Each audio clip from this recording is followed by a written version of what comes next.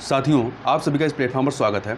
यहाँ पर हम लोग अद्वैतवाद के प्रतिपादक आदि शंकराचार्य के द्वारा स्थापित 4 मठों के संबंध में चर्चा करेंगे। क्योंकि ये जो 4 मठ हैं, इनसे परीक्षा में लगातार प्रश्न पूछे जाते हैं, इसलिए हमारे लिए परीक्षा के दृष्टिकोण से काफ़ी महत्वपूर्ण है।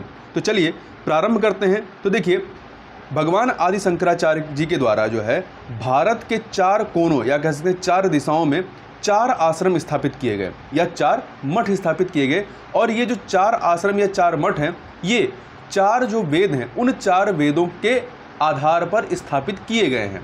तो सबसे पहले हम लोग चलते हैं पश्चिम साइड में। तो पश्चिम में आपका गुजरात के द्वारका में शारदा मठ है। ठीक है, गुजरात के द्वारका में शारदा मठ है। यह तत्वमसी अर्थात तुम वही अर्थात ब्रह्मा हो का प्रचार करता है।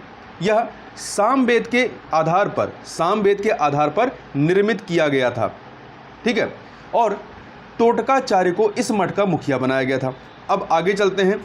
अगला है दक्षिण साइड में स्थित कर्नाटक में स्थित श्रृंगेरी मठ। तो ये जो आपका श्रृंगेरी मठ है, ये तुंगा नदी के किनारे स्थित है तथा यह अहम ब्रह्मास्मि मतलब मैं ब्रह्म हूँ का प्रचार करता है। और इसे यजुर्वेद के आधार पर गठित किया गया था। और इस मठ का मुखिया किसे बनाया गया था? सुरेश्वर को इस मठ का मुखिया बनाया गया था। वहीं अब चलते हैं उत्तर साइड में।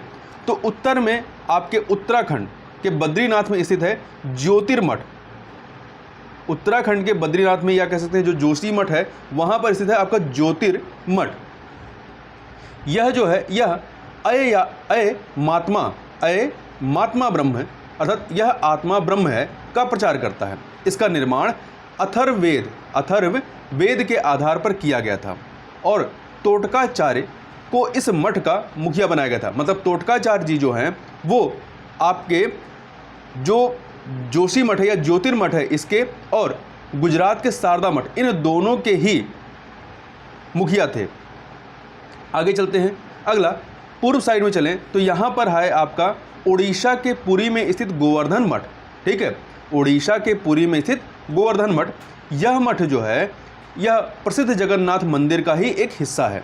यह प्रज्ञानाम ब्रह्म अर्थात चेतना ब्रह्म है का प्रचार करता है।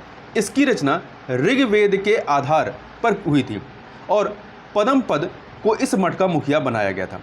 तो इस प्रकार से यहाँ पर हम लोग 4 जो मठ थे उनके बारे में देखा। तो ध्यान रखिएगा, आपका जो पुरी का गोवर्धन मठ है, ये आपका किस पर आधारित है? ऋग्वेद पे आधारित है।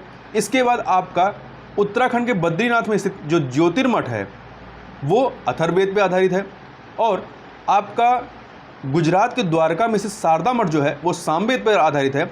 और दक्षिण में कर्नाटक में जो श्रृंगेरी मठ है वो यजुर्वेद पर आधारित है। तो इसको भी, इस फैक्ट को भी याद रखिएगा। तो इस वीडियो में बस इतना ही। मिलते हैं नेक्स्ट वीडियो में, तब तक के लिए बहुत बहुत धन्यवाद।